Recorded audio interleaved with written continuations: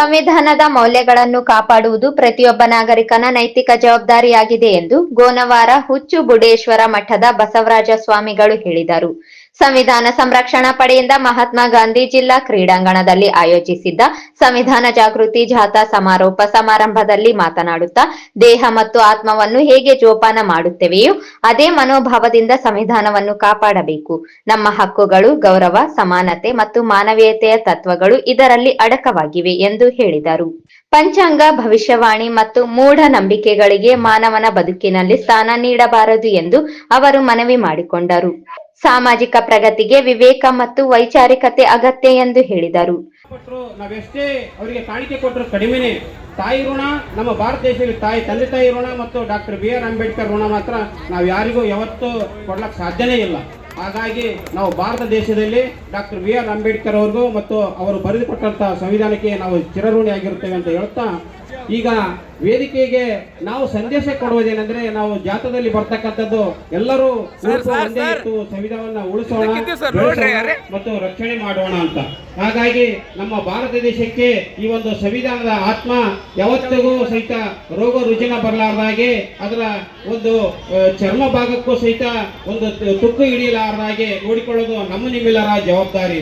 ಯಾಕಂದ್ರೆ ಸಂವಿಧಾನ ಆರೋಗ್ಯವಾಗಿದ್ರೆ ನಾವು ನೀವೆಲ್ಲರೂ ಆರೋಗ್ಯವಾಗಿರ್ಲಿಕ್ಕೆ ಸಾಧ್ಯ. ನಾವು ಹೇಗೆ ಅಂತರಾತ್ಮದಲ್ಲಿ ಮತ್ತು ಬಹಿರಂಗದಲ್ಲಿ ಮತ್ತು ನಮ್ಮ ಸುತ್ತಮುತ್ತ ಪರಿಸರದಲ್ಲಿ ಹೇಗೆ ಸ್ವಚ್ಛವಾಗಿರುತ್ತವೆ, ಆಂತರಿಕವಾಗಿ ಹೇಗಿರುತ್ತವೆ, ಅದೇ ರೀತಿ ಸಂವಿಧಾನ ಸಹಿತ ಆಂತರಿಕವಾಗಿ ಮತ್ತು ಬಹಿರಂಗವಾಗಿ ಮತ್ತು ಪರಿಸರವಾಗಿ ಎಲ್ಲವೂ ಸಹಿತ ರಕ್ಷಣೆ ಮಾಡ್ತಕ್ಕಂಥದ್ದು ನಮ್ಮ ನಿಮ್ಮೆಲ್ಲರ ಕರ್ತವ್ಯ ಮತ್ತು ನಮ್ಮ ಜವಾಬ್ದಾರಿಯಾಗಿದೆ. ಹಾಗಾಗಿ ಸಂವಿಧಾನವನ್ನು ನಾವೆಲ್ಲರೂ ತಿಳಿದುಕೊಂಡ ಹಾಗೆ ಚೆನ್ನಾಗಿದೆ, ರಕ್ಷಣೆಯಾಗಿದೆ, ಸುರಕ್ಷಿತವಾಗಿದೆ ಅಂತ ತಿಳ್ಕೊಳ್ಳೋದು 100ಕ್ಕೆ 100 ಶುದ್ಧ ತಪ್ಪು ನಮ್ಮ ಭಾರತ ದೇಶದಲ್ಲಿ. ಕಾರಣ ಏನಂದ್ರೆ, ಈಗಾಗಲೇ ಭಾರತ ದೇಶದಲ್ಲಿ ಅನೇಕ ಅಸಮಾನತೆಯ ಪ್ರತಿವಾದಕರು ಮತ್ತು ಸಮಾನತೆಯನ್ನು ಒಪ್ಪದಂತವರು ಅನೇಕ ಕುತಂತ್ರಗಳನ್ನ, ಮಂತ್ರಗಳನ್ನ ಮಾಡಿ ಈ ಒಂದು ಸಂವಿಧಾನದ ಒಂದು ತಂತ್ರಕ್ಕೆ ಕೈ, ಕಾಲು ಮತ್ತೆ ಇನ್ನಿರ್ತಕ್ಕಂಥ ಯಾವುದಕ್ಕೂ ಸಹಿತ ಪೆಟ್ಟು ಬೀಳ್ತಕ್ಕಂಥ ಸಂದರ್ಭ ಒದಗಿ ಬಂದಿದೆ. ಹಾಗಾಗಿ ಈ ಸಂವಿಧಾನವನ್ನು ನಾವೆಲ್ಲರೂ ಆತ್ಮ ಮತ್ತು ದೇಹ ಇವೆಲ್ಲ ಒಂದು ನಮ್ಮ ದೇಹ ಯಾವ ರೀತಿ ಆ ರೀತಿಯಾಗಿ ಸಂವಿಧಾನ ಸಹಿತ ಅನೇಕ ವ್ಯಾಪ್ತಿಗಳು, ಪರಿಚ್ಛೇದಗಳು, ಒಂದೊಂದು ಕಲಮಗಳು ಸಹಿತ ಒಂದೊಂದು ಜೀವಂತಿಕವಾಗಿ ಹೇಳ್ತಾ ಇದ್ದಾವೆ. ಅವು ಶಾಶ್ವತವಾಗಿ ಐತಿಹಾಸಿಕವಾಗಿದ್ದಾವೆ. ಅವನ್ನು ರಕ್ಷಣೆ ಮಾಡ್ತಕ್ಕಂಥ ನಮ್ಮ ನಿಮ್ಮೆಲ್ಲರ ಕರ್ತವ್ಯ, ಆದ್ಯ ಕರ್ತವ್ಯ. ಹೀಗಾಗಿ ಹೇಳ್ತಾ, ನಾವು ಯಾವಾಗಲೂ ಸಂವಿಧಾನ ಪರಿಪಾಲಕರಾಗಿ, ಭಾರತೀಯರಾಗಿ ನಾವು ಮೂಢನಂಬಿಕೆಯನ್ನ ಬಿಡೋಣ. ಮೊದಲು ನಮ್ಮ ಭಾರತ ದೇಶದಲ್ಲಿ ಕುತಂತ್ರವಾಗಿ ನಮ್ಮನ್ನ ಹೇಗೆ ಹತ್ತಿಕ್ಕಿದ್ದಾರೆ ಅಂದ್ರೆ, ನಾವು ವಾಲ್ಮೀಕಿ ಜನಾಂಗದಲ್ಲಿರ್ತಕ್ಕಂಥ ಏಕಲವ್ಯನ ನೋಡಬಹುದು. ಆತ ಅರ್ಜುನಿಗೆ ಪ್ರಬಲವಾಗಿರ್ತಕ್ಕಂಥ ಬಿಲ್ವಿದ್ಯೆಯಲ್ಲಿ ಕಲಿತಿರ್ತಕ್ಕಂಥದ್ದನ್ನ ತಿಳಿದುಕೊಂಡು ಅವಾಗೇ ಮಾಡ್ತಾರೆ, ಏಕಲವ್ಯನ ಹೆಬ್ಬೆಳನ್ನು ಕಟ್ ಮಾಡ್ತಾ ಇದ್ದಾರೆ. ಹಾಗಾಗಿ ಅದೇ ರೀತಿ ನಮ್ಮ ಭಾರತ ದೇಶ ಮೂಲ ನಿವಾಸಿಗಳನ್ನ ಯಾವ ರೀತಿ ಕಟ್ ಮಾಡ್ಕೊಂತ ಬರ್ತಾ ಇದ್ದಾರೆ ನೀವೇ ಒಂದು ಯೋಚನೆ ಮಾಡ್ತಕ್ಕಂಥದ್ದು. ಹಾಗಾಗಿ ನಾವು ಭಾರತೀಯರಾಗಿ, ನಾವು ಭಾರತದ ಮೂಲ ನಿವಾಸಿಗಳಾಗಿ ನಾವು ಪಂಚಾಂಗವನ್ನ ಮತ್ತು ಭವಿಷ್ಯವನ್ನ ಯಾವುದೇ ರೀತಿಯಾಗಿ ಒಪ್ಪಬಾರದು. ಯಾಕೆ ಒಪ್ಪಬಾರದು ಅಂದ್ರೆ, ಈ ಒಂದು ಭಾರತ ದೇಶದ ಮೂಲ ನಿವಾಸಿಗಳು ಇಲ್ಲಿರ್ತಕ್ಕಂಥ ಭವಿಷ್ಯವನ್ನ ನಿಮ್ಮ ಪರವಾಗಿ ಇಲ್ಲ. ಯಾವಾಗಲೂ ಪಂಚಾಂಗ ಇರ್ತಕ್ಕಂಥದ್ದು ಸೂರ್ಯ, ಚಂದ್ರ, ಬೆಳಕು, ತತ್ವ ಇವಕ್ಕೆ ಮಾತ್ರ ಸೀಮಿತವಾಗಿರಕ್ಕೆ ಹೊರತು ನಮ್ಮ ಜೀವನೋಪಾಯಕ್ಕಾಗಿರ್ತಕ್ಕಂಥ ಪಂಚಾಂಗಗಳು, ಹೆಸರುಗಳು ನಮ್ಮ ಪರವಾಗಿಲ್ಲ. ಅದಕ್ಕೆ ನಾವು ಪಂಚಾಂಗನ ಒಪ್ಪೋದು ಬಹಳ ನಮ್ಮಲ್ಲಿರ್ತಕ್ಕಂಥ ಮೂಢನಂಬಿಕೆ ಅಂತ ಹೇಳ್ಬೋದು. ಯಾಕಂದ್ರೆ ಅನೇಕ ಇರ್ತಕ್ಕಂಥ ಮೂಢನಂಬಿಕೆಗಳಲ್ಲಿ ಭವಿಷ್ಯದಲ್ಲಿ ನಂಬಿಕೆ ಇಟ್ಟು ಯಾರೂ ಯಶಸ್ವಿ ಆಗಿಲ್ಲ. ಉದಾಹರಣೆ ಇದೆ, ಅಂಬೇಡ್ಕರ್ ಅವರು ನನ್ನ ಭವಿಷ್ಯ ಹೇಗಿದೆ ಅಂತ ಯಾರಲ್ಲಿ ಒಬ್ಬರಿಗೆ ಕೈ ಕೇಳಿದ್ರೆ, ಕೈ ನೋಡಪ್ಪ ನನ್ನ ಭವಿಷ್ಯ ಹೇಗಿದೆ ಅಂತ ಕೇಳಿದ್ರೆ ನಮ್ಮ ಭಾರತದ ಭವಿಷ್ಯ ಹೇಗಾಗ್ತಿತ್ತು, ನಮ್ಮ ನಿಮ್ಮೆಲ್ಲರ ಭವಿಷ್ಯ ಹೇಗಾಗ್ತಿತ್ತು. ಆಗ ಅವರು ತಿಳಿದವ್ರು ಏನ್ ಹೇಳ್ತಿದ್ರು, ಈ ಡಾಕ್ಟರ್ BR ಅಂಬೇಡ್ಕರ್ ಅವರು ಬಹಳ ಪ್ರಚಲಿತವಾಗಿರ್ತಾರ ಅಂತ ತಿಳ್ಕೊಂಡು ಅವಾಗ ಏಕಲವ್ಯ ಹೆಬ್ಬಳು ಮಾತ್ರ ಕಟ್ ಮಾಡಿದ್ರು. ಅವಾಗ ಈಗ ನಮ್ಮ ತೋರಿಸಿದ್ರೆ ನಮ್ಮ ಡಾಕ್ಟರ್ BR ಅಂಬೇಡ್ಕರ್ ಅವರಿಗೆ 2 ಕೈ ಸಹಿತ ಕಟ್ ಮಾಡ್ತಾ ಇದ್ರು. ಹೌದಾ, ನಾವು ಉಪಯೋಗ ಆಗಂತ ಒಂದು ಸಂದರ್ಭ. ಹಾಗಾಗಿ ನಾವು ಯಾವಾಗಲೂ ಭವಿಷ್ಯದ ಮುಂದೆ ನಾವು ತಲೆಬಾಗಬಾರ್ದು. ನಮ್ಮ ಶ್ರಮ ಮತ್ತು ಬುದ್ಧಿವಂತಿಕೆಯಲ್ಲಿ ಮಾತ್ರ ನಾವು ನಂಬಿಕೆ ಇರತಕ್ಕಂಥ ವ್ಯಕ್ತಿಗಳಾಗಿ ನಾವು ಸದಾ ಒಂದು ವೈಚಾರಿಕರಾಗಿ ಮತ್ತು ಮೂಢವಾಗಿರ್ತಕ್ಕಂಥ ಆಚರಣೆಯನ್ನು ಬಿಟ್ಟು ಮತ್ತು ವೈಚಾರಿಕವಾಗಿರ್ತಕ್ಕಂಥ ಚಿಂತನೆಗಳನ್ನು ಮಾಡ್ತಾ ನಮ್ಮ ಮಕ್ಕಳಿಗೆ, ಮರಿಮಕ್ಕಳಿಗೆ ನಮ್ಮ ಜೀವಂತಿಕೆಯನ್ನು ಬಿಟ್ಟು ಹೋಗಿರ್ತಕ್ಕಂಥ ಅನೇಕ ದಾರ್ಶನಿಕರಿದ್ದಾರೆ. ಹಾಗಾಗಿ ನಮ್ಮ ವೈಚಾರಿಕ ಚಿಂತನೆಗಳನ್ನು ಮಾತ್ರ ನಾವು ಅನ್ವಯಿಸಬೇಕೇ ಹೊರತು ಕಾಲ್ಪನಿಕ ಕಥೆಗಳು, ಕಾಲ್ಪನಿಕ ವ್ಯಕ್ತಿಗಳನ್ನು ಬಿಡುವುದೇ ನಮ್ಮ ಒಂದು ಆದರ್ಶಪ್ರಾಯವಾಗಿರಬೇಕು ಅಂತ ಹೇಳ್ತಾ, ಕಾರ್ಯಕ್ರಮದ ಆರಂಭದಲ್ಲಿ MR ಭೇರಿ ಅವರು ಸಂವಿಧಾನ ಆಶಯಗಳ ಬಗ್ಗೆ ಮಾತನಾಡಿ ಪೀಠಿಕೆ ವಾಚನದ ಮೂಲಕ ಜಾಥಾಗೆ ಚಾಲನೆ ನೀಡಿದರು. ಸಮಾಜದಲ್ಲಿ ಸಮಾನತೆಯ ಮೌಲ್ಯಗಳನ್ನು ಅಳವಡಿಸಿಕೊಳ್ಳಲು ಹಿಂಜರಿಯುತ್ತಿರುವ ಶಕ್ತಿಗಳು ಸಂವಿಧಾನದ ಮೂಲಾಧಾರಗಳನ್ನು ದುರ್ಬಲಗೊಳಿಸಲು ಯತ್ನಿಸುತ್ತಿರುವುದಾಗಿ ಬಸವರಾಜ ಸ್ವಾಮಿಗಳು ವಿಷಾದ ವ್ಯಕ್ತಪಡಿಸಿದರು. ಸಂವಿಧಾನ ಬದಲಾಯಿಸಬೇಕೆಂಬ ಮನುವಾದಿ ಶಕ್ತಿಗಳು ಹೊರಬಂದಿವೆ. ಆದರೆ ದಲಿತರು ಮತ್ತು ಹಿಂದುಳಿದ ಸಮುದಾಯಗಳಿರುವವರಿಗೆ ಸಂವಿಧಾನ ಸುರಕ್ಷಿತ. ಇಂದಿನ ಜಾಥಾ ಪ್ರಾರಂಭ. ಮುಂದಿನ ದಿನಗಳಲ್ಲಿ ಹೋರಾಟ ರಾಜ್ಯ ಮತ್ತು ರಾಷ್ಟ್ರ ಮಟ್ಟದಲ್ಲಿ ವಿಸ್ತರಿಸಲಿದೆ ಎಂದು ಗುಡುಗಿದರು. ಆ ಜನಗಳು ಈ ಸಂವಿಧಾನವನ್ನ ಉಳಿಸ್ಕೊಳ್ಳೋದ್ರ ಭಾಗವಾಗಿನೇ ಇಲ್ಲಿ ನಾವೆಲ್ಲ ಸೇರಿದ್ದೀವಿ ಅಂತ ಅನ್ನೋದನ್ನ ನಿಮ್ಗೆ ಹೇಳ್ತೀವಿ. ನಿಮ್ಮ ಸಂಖ್ಯೆ ಇವತ್ತು ಸಂವಿಧಾನ ಪರವಾಗಿರುವಂತ ಸಂಖ್ಯೆ ಅಂತ ಅನ್ನೋದನ್ನ ಮತ್ತೆ ನಾವು ಹೇಳಲಿಕ್ಕೆ ಇಷ್ಟಪಡ್ತೀವಿ. ಈ ನೀಲಿ ಅಂದ್ರೆ ನಾನೊಂದು ಶಾಲೆಗೆ ಹೋಗಿದ್ದೆ ಬಂಧುಗಳೇ, ಎಲ್ಲರೂ ಬೇರೆ ಬೇರೆ ಶಾಲೆ ಹಾಕ್ಯಂತಾರ, ನೀವ್ಯಾಕೆ ನೀಲಿ ಹಾಕಿರಿ ಅಂತ ಕೇಳಿದ್ರು. ಒಂದು ಹುಡುಗರಿ 8ನೇ ತರಗತಿ ಹುಡುಗ ಕೇಳಿದ, ಸಾಬ್ರೆ ನೀವು ನೀಲಿ ಯಾಕೆ ಹಾಕಿದ್ರಿ, ಯಾವ್ದಾವ್ದು ಬೇರೆ ಕಲರ್ ಹಾಕೊಂಡ್ರು ನೀಲಿ ಯಾಕೆ ಹಾಕೊಂಡಿದ್ರು ಅಂತ. ನಾನು ಹೇಳಿದೆ ಇದು ಹೆಂಗ್ ಕಾಣ್ತದಪ್ಪ ಅಂತಂದು. ಆಕಾಶ ಕಣ್ಣಂಗೆ ಆಗ್ತದೆ ಸರ್ ಅಂತಂದು. ಮತ್ತೆ ಹೆಂಗ್ ಕಾಣ್ತದ ಅಂತಂದು. ಸಮುದ್ರ ಕಣ್ಣಂಗೆ ಆಗ್ತದ ಅಂತಂದು. ಆಕಾಶ ಮತ್ತು ಸಮುದ್ರ ಏನ್ ಹೇಳ್ತಾವ ಅಂದ್ರೆ ಸಮಾನತೆ ಹೇಳ್ತಾವ ಸರ್ ಅಂತ. ಆ ಸಮಾನತೆ ಸಂಕೇತ ಇದು ಅಂತ ಹೇಳಿದ್ವಿ. ನೀರು ಮತ್ತು ನೀಲಿ ಸಮಾನತೆಯ ಸಂಕೇತ. ಮನುಷ್ಯರಲ್ಲಿ ಎಲ್ಲರನ್ನೂ ಒಂದೇ ರೀತಿ ಕಾಣುವಂತ ಗುಣ ಯಾರಲ್ಲಿ ಆದಪ್ಪ ತಮ್ಮ ಅಂತ ಕೇಳಿದೆ. ಸರ್ ತಾಯಿಯಲ್ಲಿ ಆದ ಸರ್, ಅವ್ರು ಕಳ್ಳಿರ್ಲಿ ಸುಳ್ಳಿರ್ಲಿ ಏನೇ ಇರ್ಲಿ ತಾಯಿ ಮಾತ್ರ ಎಲ್ಲರನ್ನು ಸಮಾನವಾಗಿ ಕಾಣ್ತಾಳ ಅಂತ ಹೇಳಿದ್ರು. ಇದು ತಾಯಿ ಗುಣಪ್ಪ. ನೀಲಿ ಅಂದ್ರೆ ತಾಯಿ, ನೀಲಿ ಅಂದ್ರೆ ಸಮಾನತೆ, ನೀಲಿ ಅಂದ್ರೆ ತಾಯಿ ಅನ್ನಂತ ಮಾತನ್ನ ಆ ಹುಡುಗನಿಂದ ಕಲಿಲಿಕ್ಕೆ ಸಾಧ್ಯತೆ ಆಯ್ತು. ಹಾಗಾಗಿ ಈ ಮಾತುಗಳನ್ನ ಅಂದ್ರೆ ವಾಸ್ತವಿಕ ಮಾತುಗಳನ್ನ ನಾವು ಸಂವಿಧಾನದ ಪರವಾದಂತ ಧ್ವನಿ ಇನ್ನೂ ಜೀವಂತ ಇದೆ ಈ ದೇಶದಲ್ಲಿ ಅಂತ ತೋರಿಸಲಿಕ್ಕೆ ನಾವು ಇವತ್ತು ಈ ಕಾರ್ಯಕ್ರಮ ಪ್ರಾರಂಭ ಮಾಡಿದೀವಿ. ಬಹಳ ಪ್ರಮುಖವಾಗಿ ಸಂವಿಧಾನದ ಫಲಾನುಭವಿಗಳಾದಂತ ನಾವು ಸಂವಿಧಾನ ಏನು ಕೊಟ್ಟಿದೆ ಅಂತ ಗೊತ್ತಿಲ್ಲ. ಆಗಾಗನೇ ಸಂವಿಧಾನ ಏನು ಕೊಟ್ಟಿದೆ ಅಂತ ಗೊತ್ತಿದ್ದವರು ಸಂವಿಧಾನದ ಬಗ್ಗೆ ವಿರೋಧ ಮಾತುಗಳನ್ನು ಆಡ್ತಾರೆ. ಅವರು ಬಲಿಷ್ಠ ಆಗಿದ್ದಾರೆ. ಹಾಗಾಗಿ ನಾವು ಈ ಸಂವಿಧಾನ ರಕ್ಷಣಾ ಪಡೆಯಿಂದ, ಸಂರಕ್ಷಣಾ ಪಡೆಯಿಂದ ಈ ಸಂವಿಧಾನದ ಬಗ್ಗೆ ತಿಳುವಳಿಕೆಯನ್ನು ಕೊಡಬೇಕು ಅಂತ ಶುರು ಮಾಡಿದೀವಿ. ಹಾಗಾಗಿ ಈಗ ನಾವು ಪೀಠಿಕೆ ಓದುವ ಮೂಲಕ ನನ್ನ ಮಾತಿಗೆ ಗುಲ್ಬರ್ಗ ಬುದ್ಧ ವಿಹಾರದ ಬಂತೆ ನಾಗರತ್ನ ಅವರು ಬುದ್ಧ ವಂದನೆ, ಪಂಚಶೀಲ ಪಠಣೆ ಮತ್ತು ಆಶೀರ್ವಾದ ವಾಚಿಸಿದರು. ಶರಣಂ ಗಚ್ಚಾಮಿ ಸಂಘಂ ಶರಣಂ ಗಚ್ಚಾಮಿ ದ್ವಿತೀಯಾಂಪಿ ಬುದ್ಧಂ ಶರಣಂ ಗಚ್ಚಾಮಿ ದ್ವಿತೀಯಾಂಪಿ ಧಮ್ಮಂ ಶರಣಂ ಗಚ್ಚಾಮಿ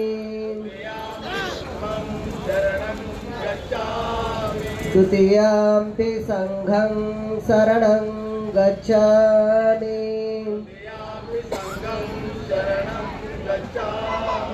ತೃತೀಯಾಂಪಿ ಬುದ್ಧಂ ಶರಣಂ ಗಚ್ಚಾಮಿ ತೃತೀಯಾಂಪಿ ಧಮ್ಮಂ ಶರಣಂ ಗಚ್ಚಾಮಿ ತೃತೀಯಾಂಪಿ ಸಂಘಂ ಶರಣಂ ಗಚ್ಚಾಮಿ.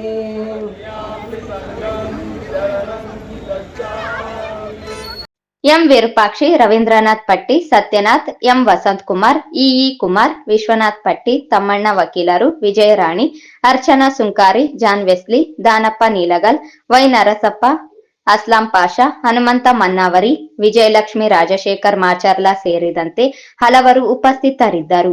ಇದಕ್ಕೂ ಮೊದಲು ಸಂವಿಧಾನ ಸಂರಕ್ಷಣಾ ಪಡೆ ಹಾಗೂ ವಿವಿಧ ಸಂಘಟನೆಗಳ ನೇತೃತ್ವದಲ್ಲಿ ನಗರದೊಳಗೆ ಸಂವಿಧಾನ ಜಾಗೃತಿ ಜಾಥಾ ವಿಜೃಂಭಣೆಯಿಂದ ನಡೆಯಿತು.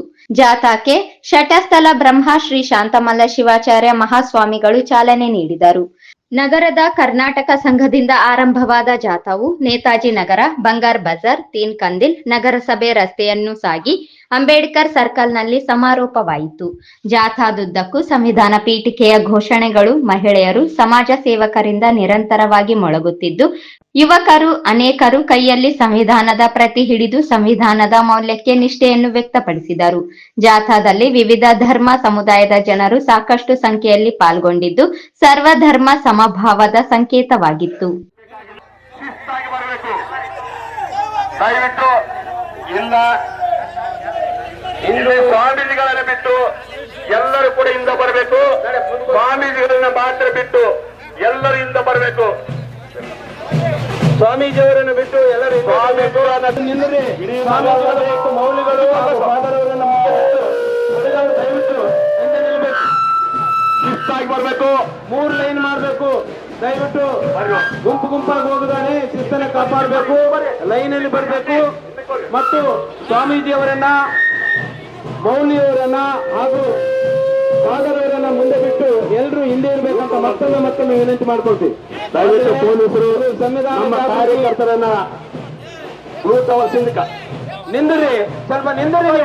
ಮುಂದೆ ಬರೋರೆಲ್ಲ ಶಾತಕ್ಕೆ ಸಂವಿಧಾನ ಸಂರಕ್ಷಣೆ ಪಡೆಯ ಕಾಲ್ನಡೆಗೆ ಶಾತಕ್ಕೆ ಜಯವಾಗಲಿ, ಜಯವಾಗಲಿ. ಸಂವಿಧಾನ ಸಂರಕ್ಷಣೆ ಪಡೆಯ ಕಾಲ್ನಡೆಗೆ ಶಾತಕ್ಕೆ ಜಯವಾಗಲಿ, ಜಯವಾಗಲಿ. ಅಂಬೇಡ್ಕರ್ ಜಿಂದಾಬಾದ್, ಅಂಬೇಡ್ಕರ್ ಜಿಂದಾಬಾದ್, ಅಂಬೇಡ್ಕರ್ ಜಿಂದಾಬಾದ್. ಸಂವಿಧಾನ ಜಿಂದಾಬಾದ್, ಸಂವಿಧಾನ ಜಿಂದಾಬಾದ್, ಅಂಬೇಡ್ಕರ್ ಜಿಂದಾಬಾದ್, ಅಂಬೇಡ್ಕರ್ ಜಿಂದಾಬಾದ್. ಸಂವಿಧಾನ ಜಿಂದಾಬಾದ್. ಸಂರಕ್ಷಣೆ ಪಡೆಯ ಕಾಲ್ನಡೆಗೆ ಶಾತಕ್ಕೆ ಜಯವಾಗಲಿ, ಜಯವಾಗಲಿ. ಸಂವಿಧಾನ ಸಂರಕ್ಷಣೆ ಪಡೆಯ ಕಾಲ್ನಡೆಗೆ ಶಾತಕ್ಕೆ ಜಯವಾಗಲಿ, ಜಯವಾಗಲಿ. ಸಂವಿಧಾನ ಸಂರಕ್ಷಣೆ ಪಡೆಯ ಕಾಲ್ನಡೆಗೆ ಶಾತಕ್ಕೆ ಜಯವಾಗಲಿ, ಜಯವಾಗಲಿ.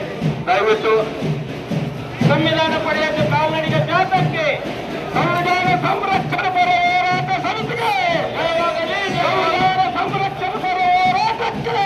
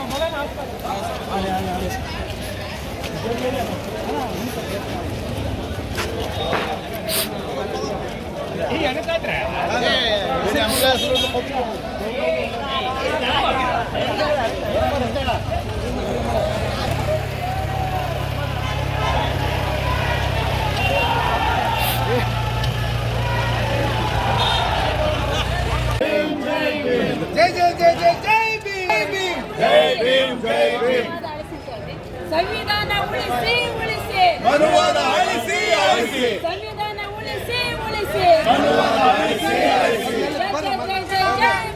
ಜೈ ಭೀಮ್ ಜೈ ಭೀಮ್ ಜೈ ಜೈ ಜೈ ಜೈ ಜೈ ಭೀಮ್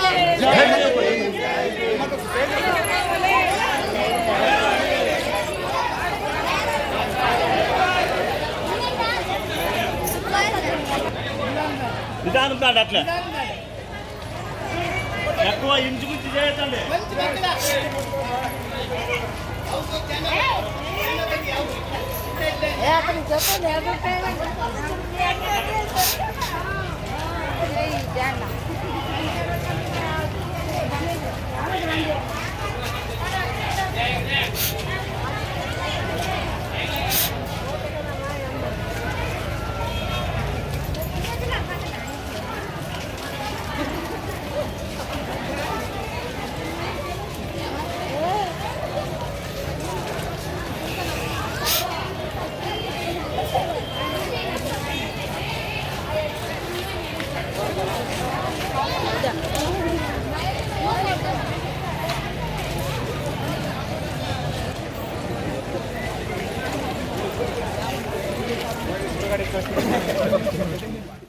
ಜಾಥಾದಲ್ಲಿ ವಿಧಾನ ಪರಿಷತ್ ಸದಸ್ಯರಾದ ಎ ವಸಂತ್ ಕುಮಾರ್, ಕಾಂಗ್ರೆಸ್ ಮುಖಂಡ ಮಹಮ್ಮದ್ ಶಾಲಂ, ಜೆಡಿಎಸ್ ಪಕ್ಷದ ಜಿಲ್ಲಾಧ್ಯಕ್ಷ ಎಂ ವಿರೂಪಾಕ್ಷಿ, ಜಾಥಾದ ಸಂಚಾಲಕರಾದ ಎಂಆರ್ ಬೇರಿ, ಕೆಇ ಕುಮಾರ್, ಜಾನ್ ವೆಸ್ಲಿ, ರಜಾ ಕುಸ್ತದ್, ಜೆಬಿ ರಾಜು, ವಿಶ್ವನಾಥ್ ಪಟ್ಟಿ, ಅಸ್ಲಾಂ ಪಾಷಾ, ಹನುಮಂತ ಮನ್ನಾವರಿ, ವಿಜಯಲಕ್ಷ್ಮಿ ಅರ್ಚನಾ ಸುಂಕಾರಿ, ರಾಜಶೇಖರ್ ಮಾಚರ್ಲ ಸೇರಿದಂತೆ ಅನೇಕ ಮುಖಂಡರು ಭಾಗವಹಿಸಿದ್ದರು.